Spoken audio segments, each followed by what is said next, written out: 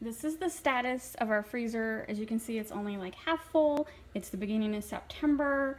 I have some goals to get it completely full of meat by the end of October, which I'll discuss later. I just wanted, first thing I'm gonna do is we're gonna pull everything out and write down exactly what we have. I just need to keep a better track of what we have, because I used to be an accountant and I'm anal like that. So I wanna know exactly everything we have.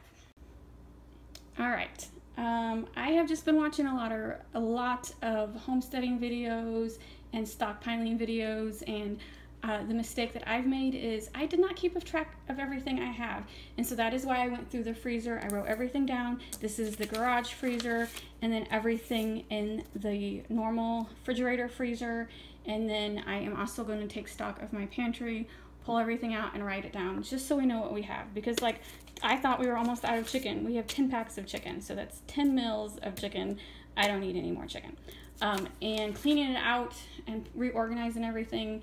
I've had these pretzels way too long. I have nieces that fundraise through school. That's how I have this box of pretzels. I'm not really a pretzel fan, but my nieces talked me into buying these, and I've had them too long. I gotta use them up, so I'm gonna have a pretzel every day for breakfast for the next 2 weeks. Same way with these snickerdoodles. This was a school fundraiser. I'm gonna thaw these out and bake snickerdoodles tonight. This Cool Whip is gonna expire in November, and so I'm just gonna put that in the refrigerator and, I don't know, have strawberry shortcake this week or something. So I just want a better understanding of what I have in my freezer and in my pantry, and I just think a spreadsheet will be the best bet so we know what we need to buy and what we don't need to buy. Farmer's Almanac said this winter is going to be the worst. It's an election year that's looking to be pretty crazy. I am 100% confident it doesn't matter who wins in November, people are going to go crazy. And so after election, I plan on holding up in my house for 2 weeks until the craziness calms down. So I just want to make sure I'm all set to get me through winter, and I don't want to go to the grocery store and buy $500 worth of food at once. I want to every 2 weeks for the next 2 months. When I go grocery shopping, I'm down to the point where I go every 2 weeks. I want to add a couple things to my stockpile, and so that gives me 2 months until the beginning of November to restock my freezer, because as you saw, it's half empty. I want it full again, and I want my pantry full. My pantry's pretty full. I don't think I really need any pantry goods, but freezer goods, I want those full. And then I know a lot of people are like, well, what happens if your electric goes out and all that food goes bad? That could happen. Sure, that's an absolute possibility. I doubt it happens. I've been in this house for 4 years, and the longest we lost electricity was for 6 hours. Ameren is pretty good in this area, but if it does happen, I have a campfire stove, and I have a whole bunch of canning supplies. I will go out in my backyard and have a mass cookout and can all the meats, the off chance that we lose electric for more than 24 hours. I don't see it happening, but if it does, I'm prepared to can all the meat. And then I just want enough food to get us through the next 6 months, to get us through the election, to get us through the possible bad winter. Who knows? I mean, the Farmer's Almanac says that. It could be, they're not always right, but the off chance that it's a bad winter. Knowing how 2020 has going, I'm pretty sure it's going to be a terrible winter. This year has just sucked big time. So don't think winter's going to get any better, and so we're in hermit mode. You know what? It would be great if come November 1st, I don't have to go to the grocery store for the next 2 months. That's my long-term goal. So I also don't want to go to the grocery store and buy everything at once. And so for the next 2 weeks, not for the next 2 weeks, for the next 2 months, every time I go to the grocery store, which is pretty much every 2 weeks, I will pick up a couple items to add to the freezer until I feel comfortable. But first I have to go through and calculate what we have and decide what I want more of. Because when you stockpile, it is important to only buy stuff that you're going to actually use. Here's a perfect example.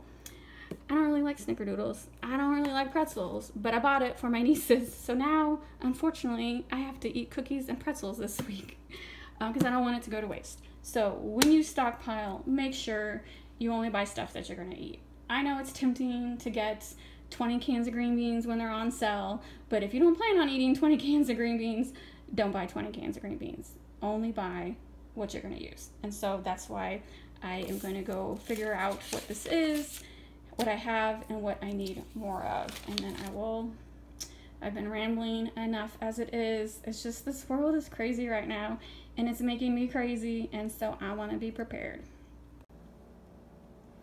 All right, I printed out the list of the inventory in the freezers in alphabetical order. So definitely we have enough chicken and enough chuck roast for, ground chuck for at least 2 to 3 months. And that's what I want. I want a stockpile of 2 to 3 months, so I don't have to, if worst comes to worst, I wouldn't have to buy any meat for 2 months. And actually I have plenty of side items too, so really the only thing that I would run out of is milk and eggs. I do actually have powdered milk, so I take that back. I would not run out of milk. Eggs is the only thing that I would run out of. And bread. I do have frozen bread on the list, so I could bake some loaves of the frozen bread. I'm just not good at making fresh bread. That is something I need to perfect. So anyway, now I feel much better knowing exactly what I have in my freezers. The next step is cataloging everything I have in my pantry. That will be a separate video.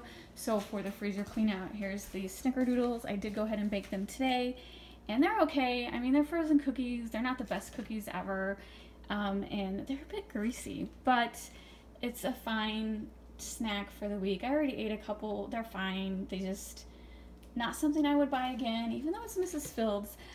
It's just, I don't know, just not the best snickerdoodle I've ever had. I looked at the box. I couldn't find an expiration date on it, but I do know I've had this for at least 2 years.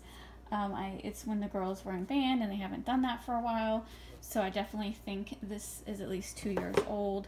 I'm just glad to get them out of the freezer. That box just took up a lot of space.